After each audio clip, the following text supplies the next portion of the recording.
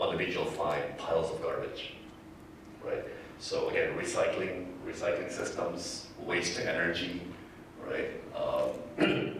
Actually, Mr. Wallenberg highlighted to us this morning the shift from a linear economy, right, where raw materials comes in one end and garbage comes out the other, to a circular economy where things go round and round and round, is likely to become a big focus for the EU.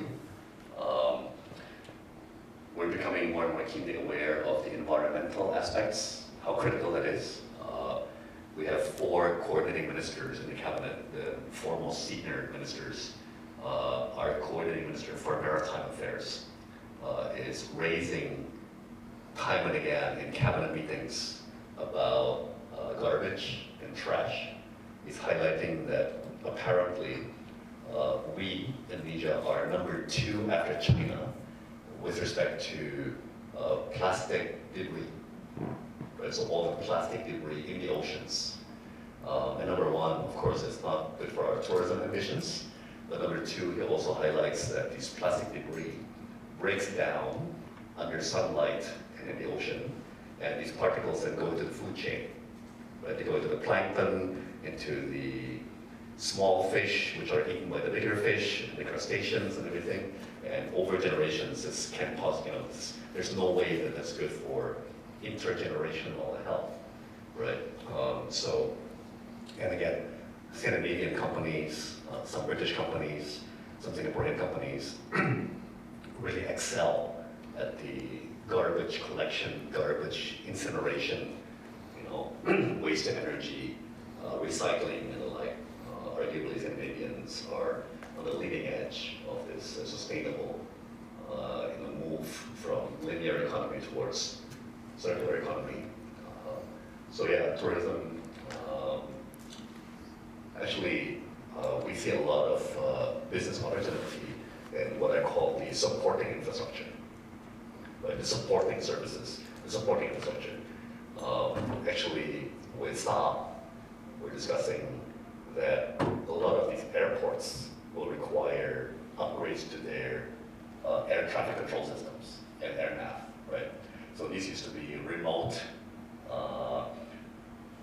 remote and rarely visited or low traffic destinations. With these sort of developments, they're going to become high traffic destinations. So we'll require upgrades to our air traffic controls and the like. One destination which is not on here, which is actually where my father is originally from, northern city of Manado. A couple of our airlines launched direct flights to mainland China, and the number of Chinese tourists to Manado jumped 12-fold in 8 months. Right, so it's an example of drastic developments where we have to scramble to keep up. Now imagine if we go, I think tourists, Thailand gets about 40 million tourists per year. Malaysia gets about 25 million tourists per year. We only get about 11 million tourists per year.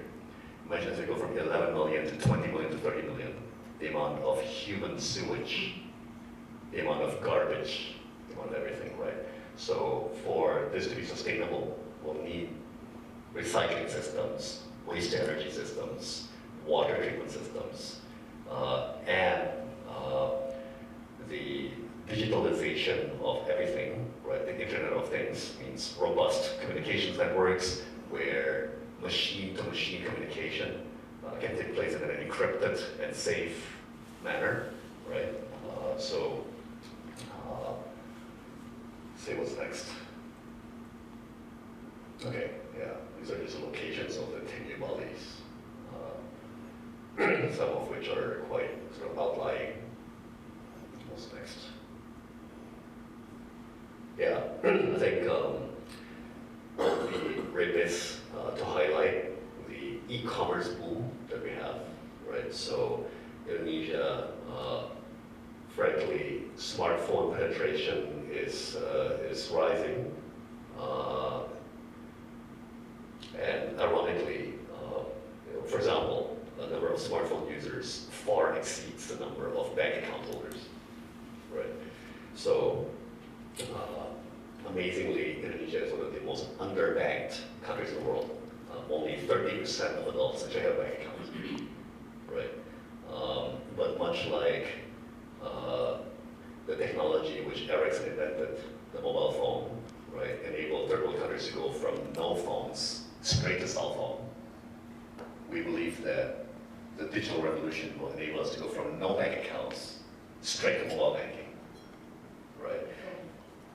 Leapfrogging, exactly, and likewise, many of the technologies which are in the laboratories of ABB and Wärtsilä, right, and others, we believe will go from no power straight to off-grid, decentralized, renewable, or hybrid systems, right? So,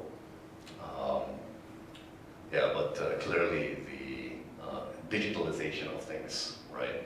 And Indonesians are remarkably technology savvy, right? We're amazingly early adopters. So before Apple came in, Indonesia was one of the earliest and most enthusiastic adopters of BlackBerry. We're probably still a holdout for BlackBerry in the world, right? We're number 4 market for Facebook today. And where Jakarta is by far the number 1 Twitter city in the world, right? More tweets come out of Jakarta than any other city in the world. And generally, we're just a very digital savvy, very social. So in the era of social media, and how can we use this to make the economy more efficient, right? To spread education and information and communities and systems, via the smartphone infrastructure. One question is regarding the administration's view on infrastructure investments, also in the ICT sector directly. Obviously, many countries in Europe, many other parts of the world are discussing national networks, networks for mission-critical infrastructure. In your opening, you referred to several IoT opportunities for example, sensors for clean water or sensors for rainforest development, etc. And we are, of course, curious. Is one that I know is always sensitive, but it has to do with the development of transparency. And we are always, as a representative of the telecommunications sector, and we have to be very accurate as a Swedish company in terms of transparency and our way of doing business. So thank you very much. Thank you. Both excellent questions. Let me share a couple of things. First, in the telecoms and network space, one issue which I'm starting to tackle is the overdominance of one of our state-owned enterprises, which is Telkomsel, right? So one state-owned telecoms company accounts for 60% of the market and more than 90% of the profits in the industry. And it's choking off competition. It's killing off the rivals, and that's not going to be good for an equitable and balanced industry that can build out a network over time, right? So we're starting to tackle it. But I think we know what's at stake. And I would say that the reformist camp in the cabinet is winning right now. Now, the nasty politics around the Jakarta government election forced even us to tack to the right, much like perhaps Gerd Wilders, or Gerd Wilders or whatever, forced Prime Minister Mark Rutte to kind of tack to the right a bit and expel the Turkish foreign minister and all that, right? But fundamentally, I believe the reform breath is strong, right? So for example, also on hyper-nationalist policy notions like data localization.